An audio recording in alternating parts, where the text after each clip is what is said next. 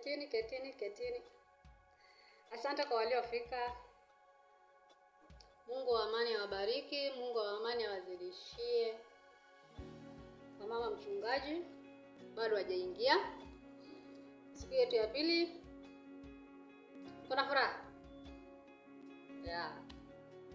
Nashukuru Mungu. Usiangalie ati mama mchungaji hajaingia ama baba mchungaji hajaingia. Lakini sote mkiwa kwa umoja na walio huku songeni hivi. Jazeni hizi viti za katikati. Nyinyi mlioketi huko songeni hivi. Ashas, hakuna ashas. Songeni huku, nyinyi mkae huku. Hata kama wewe ni asha songa hivi. Tukae tu kwa hizi room mbili. Watakao kuja wataingia huku na huku. So, karibieni tu side na hapa. Natumai siku yetu ya pili imekuwa ya baraka. Tumefika salama. Tulianza mwendo wa asubuhi kushuka huku. Hata kama tumepatana na challenges, manake some people wamefanya accidents, sisi tumekuwa salama. Tunashukuru jina la Mungu. Na wale walio patikana na muhadhara ama taabu barabarani, Mungu awalinde. Manake tumegharimu mkono wa Mungu kufika mahali hapa. It's a long journey. Si wale ni mbali. Mshwelizidi si mbali. Ni mbali. Kwangu ni mbali. Unajua sababu kwa sababu gani?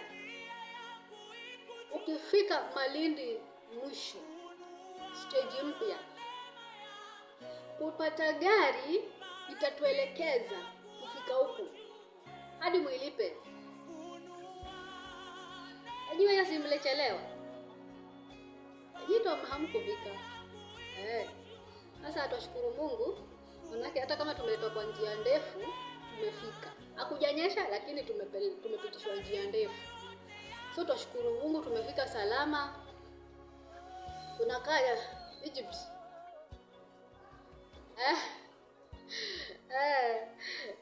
Tushukuru Mungu ametenda. Asante Jehova kwa ajili ya siku ya leo ya baraka.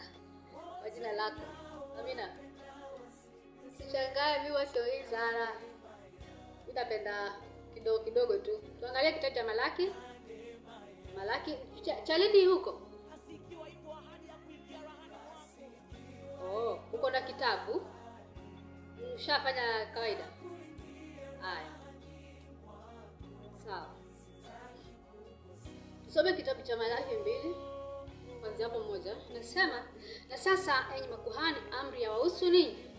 Kama hamtaki kusikia na kama hamtaki kuitia moyoni ili kulitukuza jina langu, asema Bwana wa majeshi, basi nitawapelekeeni laana, nami nitazilaani baraka zenu. Naam, nimekwisha kuzilaani.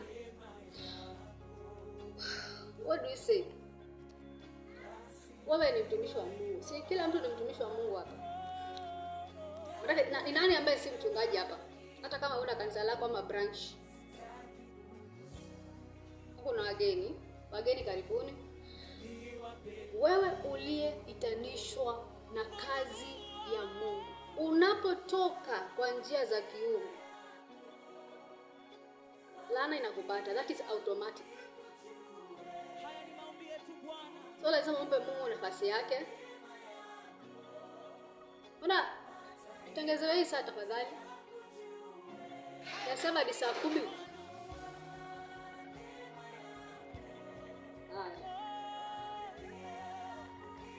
Huduma, tuongelea na huduma. Tupata topic yetu ya wakati huu kuanzia Jumapili na Tano.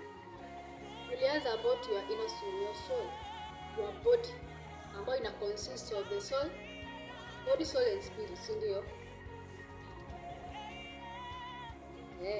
Sasa usikubali roho yako itumikishwe na yule muovu. And you remember we said you have to limit your spirit. You have to limit. Kuna vile unaweza kukaa katika anga, lakini una limit.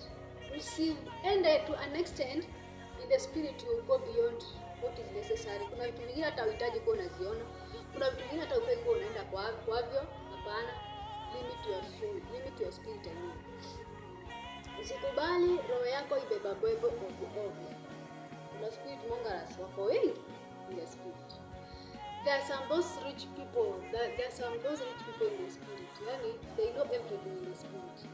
Na akikuona tu hivyo je kwamba huyu anaona vizuri ama ako vizuri ama ako sawa. Anaendana na Mungu, anaenda kumtumikisha. So you have to limit your spirit na ufundishe spirit yako kutii only one voice, the voice of the Lord, the command of the Lord our Father, our heavenly Father. So you have to limit your spirit. Usikubali kubebwa, usikubali kuwekwa katika nafasi zingine. Yaani kama unajipata ukilala kuna vituko vingine unafanya ambavyo sivyo kawaida. You have to limit your spirit. Hata manake mama na baba walikuwa wanaongelelea hilo jambo, nasema kana kwamba wale watu ambao wanajichanganya ama unatoka kwa wema wa Mungu unaenda kwa vituko vingine, unachanganya uungu wako ukisema kwamba ni dini na clan. Ati system yenu ya nyumbani kama kawaida vile unafanyanga. Usifuate mambo ya nyumbani. Ukijua kabisa umeteuliwa, you cannot serve two masters at the same time. Acha kusema ati washirika wanafanya. So those things you have to stop them. Wacheni kusema ati washirika wanafanya. Ninyi si ni wachungaji. Na wachungaji kazi yao ni kuonyesha watu njia, si kutafuta njia kwa watu. Tuelewane hilo. Kwa hivyo lazima uwe umejisikia in the spirit.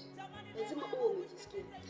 And like I said, you cannot serve two masters at the same time. Maana ukiangalia angalia ati nyinyi makuhani, amri hii ya usulini, hiyo laana inashuka. Hiyo laana iko. Ukitoa kwa njia ya Mungu, laana inashuka direct. Hiyo mambo ya kutoka hapa umeenda kwa waganga. Umetoka hapa umekimbia Chonyi ama Kaloleni, itabidi umuache. Manake najua kata hapa. Msiname, sijasema nitakutaja. Lakini kile tutafanya, tuache kuenda kwa Karumanzira. Ona, if you want to walk with the ways of the Lord, you have to listen to the voice of the Lord. Lazima utembelee uungu. Ukijichanganya, kuna mmoja atafeli. Unaelewana? Manake utaniambia ati huku ni ushago ama ni ndani, ati mambo hatujaambiwa ama hatujafundishwa vile inastahili kuwa. Hakuna mahali ndani ama nje. Hakuna mtoto na mtu mzima kwa Mungu. Wale wanakunywa maziwa ni hawa washirika. Wewe ukiwa kama mtumishi wa Mungu, wewe ni mwana katika ufalme. Na kama wewe ni mwana, you know the principles of our kingdom. Ama kuna mtu ajui principles of our kingdom, our heavenly kingdom. Kufanya kazi ya Mungu, kuleta kuvuna nafsi. And the main reason ambayo inafanya watu wengi tuanguke ni kusema kwamba mimi nataka nikikuombea nipewe. Mimi nataka nikikuombea ulete sadaka. Ukiangalia sana wachungaji, watu wengi wanakujanga hapa kwa maombi. Si wanaona wanakuja wanaomba na wanaenda. Kisha moja ametendewa. Kuna mama niliona jana amekuja na kulikuwa kuna ibada asubuhi. Akakuja akatoa zaka. Nikauliza, kwani yule mama ametoa sadaka mapema okay, shida iko wapi? Akasema nikaambiwa ni muujiza wake. Anatetea muujiza wake. Sasa kama mmefundishwa kutetea muujiza wako, kama washirika wamefundishwa kutetea muujiza wao, ameombewa, ameenda, amefanikiwa, yeye anarudi kushukuru. Wewe wataka uende umuombe akupe pesa. Hiyo kasoro lazima tutaiondoa. Sasa nimetoka Mombasa, si ndio? Natokanga Mombasa every morning. Na every evening ninarudi. Na ile gari tunatumia, maana tukuji na zile za barabara, tunakuja ile ndogo ya mchungaji. Mchungaji Kombo akasema tutatumia hii gari for that week, lakini lazima mtumie mafuta. Haka gari kana kunywa mafuta. Akatumia mafuta ya 3K. haifiki ikarudi. Haifiki ikarudi. Hata nikawa namuuliza, kwa nini hii gari na ni zile za nini? Si hizi mpya. Kwa nini kanatumia mafuta hivyo? Akaniambia kako hivyo. Nika Probox. Lakini kanatumia mafuta ile mbaya. Eti kana mafuta ya 3K haitoshi. Kuja na kurudi haitoshi. Sasa inabidi tuweke 6K. Na lazima hiyo gari urudishe ikiwa na mafuta.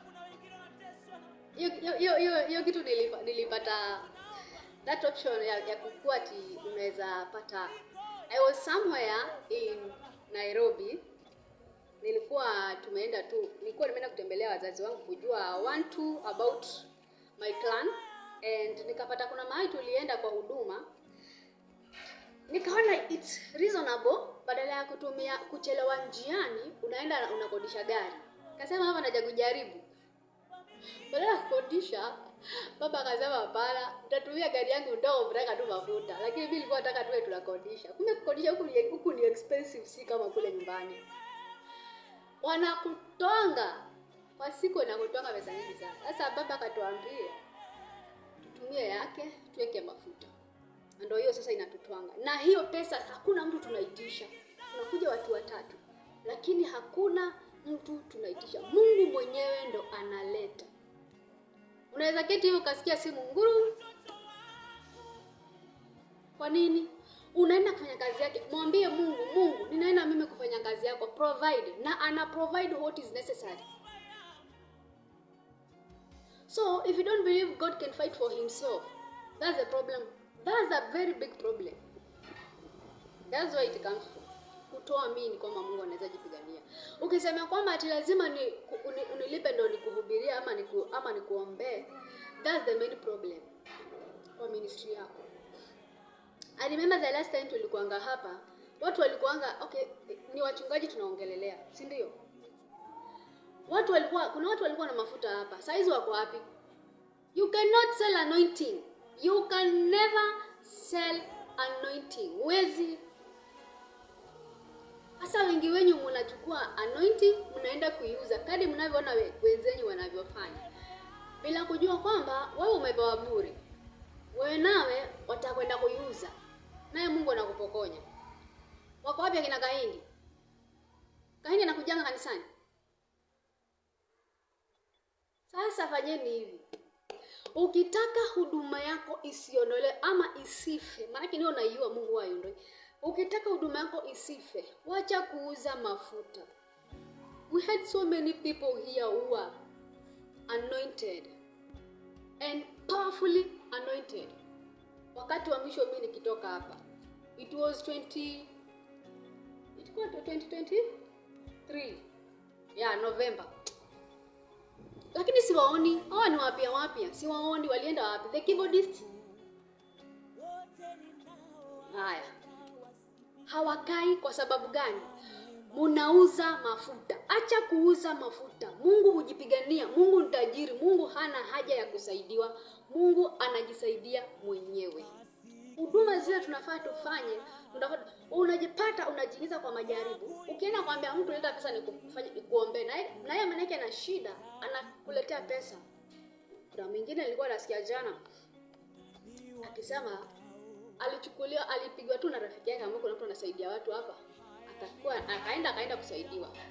Lakini alipoenda kusaidiwa, ile mchungaji alikuwa akimwombea, anamwambia ati kile kinakusumbua ulifungwa na fedha. Anamfunga macho, anafanya vituko, anatoa 50. Anamwambia ati ulifungwa na hii pesa. Sijui toa 1000 kama 13 ndio nikufungue na hii pesa ambayo nimetoa kwa mwili wako. Now what is that? Haya ni mazingaombwe. Ndio manake tualiwa hadi huduma zinakufa.